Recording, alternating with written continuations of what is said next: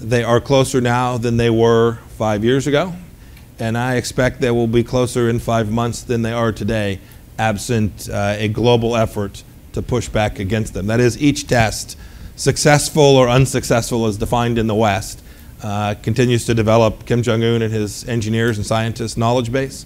They are intent upon completing that whole chain of activity, and it is the case that they are close enough now in their capabilities that from a U.S. policy perspective, we ought to behave as if we are on the cusp of them achieving that objective. We talk an awful lot about missile systems that can reach Denver and Los Angeles and New York, but there are enormous U.S. interests in South Korea, in Japan, and in Asia as well. Right. And so we shouldn't just focus solely on this ICBM threat, but the enormous conventional weapon systems that are in the hands of this man, and the other elements of their nuclear program and other delivery technologies of those nuclear weapon systems. It seems that the world is stunned that the Russians are trying to poke their hand into U.S.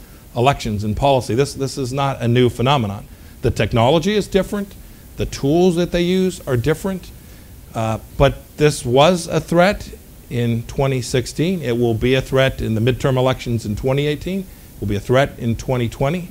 Until there's a new leader in Russia, I suspect it will be a threat to the United States for an awfully long time.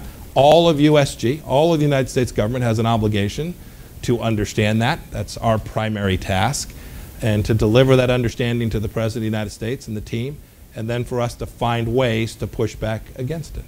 And we're intent on doing it. We have a lot of resources devoted to that, and I'm optimistic that we will continue to reduce the capacity of anyone, the Chinese, the Iranians, Al-Qaeda, WikiLeaks, and the Russians, from impacting our election.